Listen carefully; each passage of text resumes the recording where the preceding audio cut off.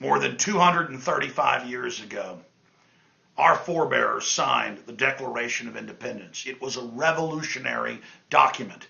The men that signed it were signing their death warrant. They knew that the greatest imperial power the world had ever seen was coming after them. This is an important July 4th message. I intended to take this day off and celebrate the liberties we've still got left today. But over the weekend and today, ABC News, Time Magazine, all over the place, without even trying to tune in, there was this message that the Bill of Rights, the Constitution, the Declaration of Independence was outdated and bad and evil. There's a lot of different attacks I've seen them launching over the years, but the main one is that it's outdated, like a horse and buggy whip compared to the automobile, when it's the opposite. The ideas enshrined in the Declaration of Independence, Constitution, Bill of Rights, are the foundation of all modern liberty and freedom and jurisprudence. It's been the model of freedom. Whether you were in Asia, from Japan, right through what's Pakistan and India today, to Europe, Africa, Mesoamerica, all of these systems were tyrannical. The people were complete slaves. They had corrupt ruling classes that dominated them and kept the underclasses uneducated and poor as a mode to control them. This is the history of humans. And the Declaration of Independence and the ideas that are enshrined in it was the flower of the Enlightenment, the greatest expression of the Renaissance. Everything good in Western culture, private property, the right to defend yourself, the right to practice your own religion or not practice a religion. All of these things were enshrined in more. The right to control your own family and not have the state come take your children away to conscript them to be slaves. This was revolutionary, and it is now under assault, not by something new and better, but by all the same old ideas that tyrants have brought forward. And they have all these fake intellectuals on the controlled left and right come out and tell you how the Constitution, Bill of Rights is bad, how it's antiquated, how in this age of space shuttles and computers, we don't need it, and how did the farmers who were the founders, how did they think that they could ever create a document that would survive into the future? Well, I'll tell you what hadn't changed is human nature. And humans act exactly the same. You read that Declaration of Independence about checkpoints and home searches without warrants and out-of-control taxes and regulations and police brutality. Read the Declaration of Independence. It's only a page long. The system does not want you to read it. It's about kangaroo courts and being, basically taken to faraway places. Everything that's happening now, the illegal wars, the secret arrest, the torture, the usurpation, the taxation without representation, the big foreign multinational corporate British empire controlled by corporate interests coming in and setting up laws to cheat little people. It's the same old globalism we were fighting as the new globalism, the modern neo-colonial mercantilism.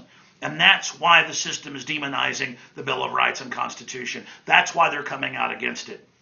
Because America is being imploded, just like Greece, just like Ireland, and every other major industrialized country by the Ponzi scheme banking cartel. And the Bill of Rights and the Constitution stands in the way of that. It's all over the news today that Greece is losing almost all their liberties, the birthplace of democracy, that they are losing all their sovereignty to the private cartel that came in and induced them to get into the Ponzi scheme that was impossible to pay back.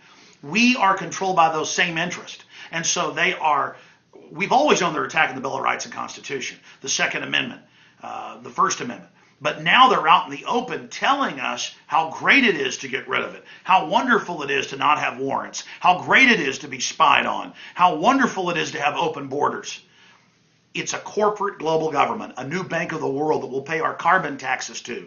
It's total tyranny by the new aristocratic class that's basically merged with the old elites.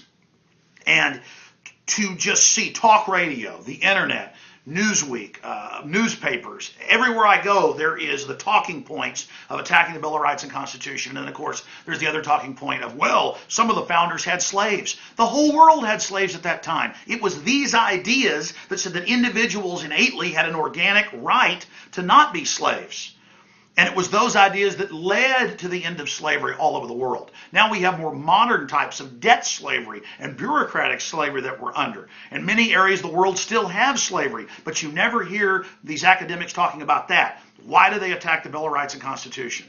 Why do they attack the Declaration of Independence? Because it is the most modern idea. It's the system that created all this wealth and ingenuity, and that's why it's under attack. We're going from liberty into corporate collectivism.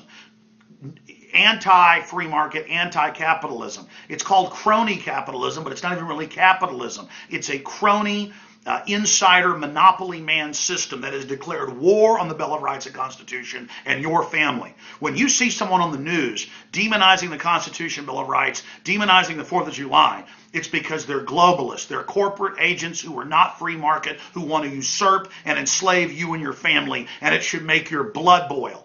We've known they've been eroding it for a long time from behind the scenes at the edges. Now they're destroying the heart of the document in front of everyone. Obama is launching wars and telling Congress he doesn't need to even get any approval from them to do it, in total violation of the Constitution. Once you get away from rules and checks and balances on power, you have a tyranny. And finally, we see Ron Paul and even liberals like Nadler, the congressman, saying Obama is becoming an emperor, and the next president will have that power as well. And so the corporate offshore interest, through their puppet emperors, have total control over us, and our shields, our hedge of protection is dropped. They're scared of the spirit of 1776 and July 4th for a reason. They demonize it for a reason, because it's the equivalent of holy water and a silver cross to vampires. Discover its power. Save the republic. Discover the spirit of liberty and defeat the New World Order. That's it.